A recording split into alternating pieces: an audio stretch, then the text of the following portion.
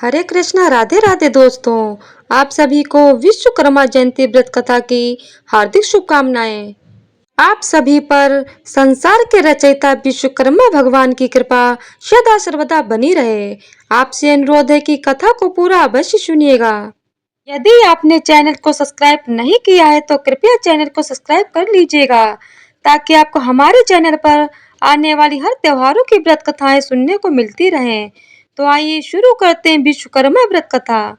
विश्वकर्मा पूजा हर साल 17 दिसंबर के दिन मनाई जाती है। विश्वकर्मा पूजा का पावन पर्व हर साल उस दिन मनाया जाता है जब सूर्य देव सिंह राशि से कन्या राशि मकर में प्रवेश करते हैं। पौराणिक कथाओं के अनुसार आज ही के दिन भगवान विश्वकर्मा का जन्म हुआ था। इस दिन भगवान विश्वकर्मा की पूजा करने का विधान है। उनकी कृपा से बिगड़े काम बन जाते हैं, बिजनेस और रोजगार में सफलता प्राप्त होती है। दुनिया के पहले वास्तुकार एवं इंजीनियर कहे जाने वाले विश्वकर्मा जी ने इस सृष्टि की रचना करने में परम पिता ब्रह्मा जी की सहायता की थी। उन्होंने सबसे पहले इस संसार का मानचित्र तैयार किया था।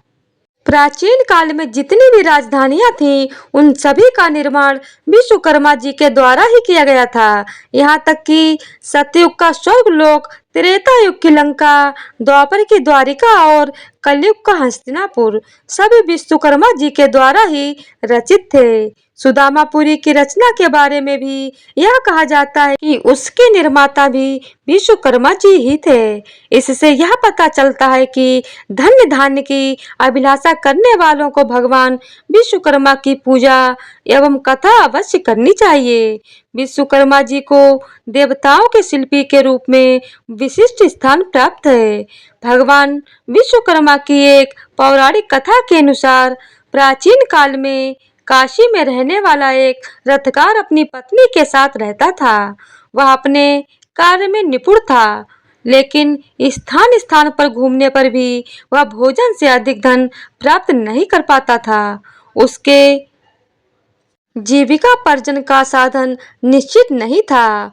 इतना ही नहीं, उस रथकार की पत्नी भी पुत्र न होने के कारण चिंतित रहा करती थी।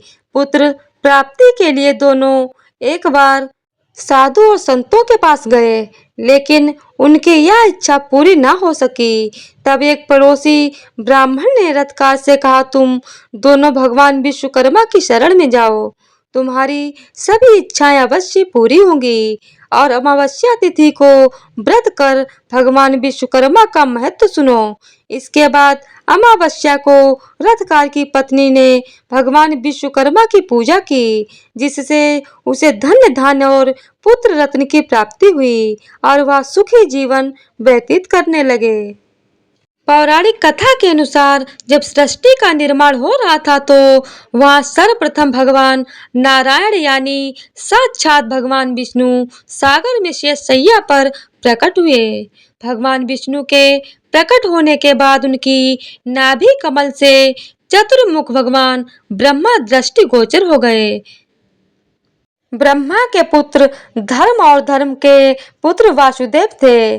धार्मिक मान्यताओं के अनुसार वस्तु से उत्पन्न वास्तु सातवें पुत्र थे, जो शिल्प शास्त्र में बहुत ही बुद्धिमान थे। वासुदेव की पत्नी अंग ऋषि ने भगवान विश्वकर्मा को जन्म दिया। आगे चलकर अपने पिता के तरह ही भगवान विश्वकर्मा भी वास्तुकला के अद्वितीय आचार्य बन गए। तो इसी तरह से विश्वकर्मा भगवान की कथा संपूर्ण होती है।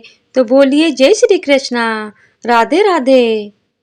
तो आज की वीडियो अगर आप लोगों को पसंद आई हो तो वीडियो को लाइक, शेयर और चैनल को सब्सक्राइब कर दीजिएगा। धन्यवाद।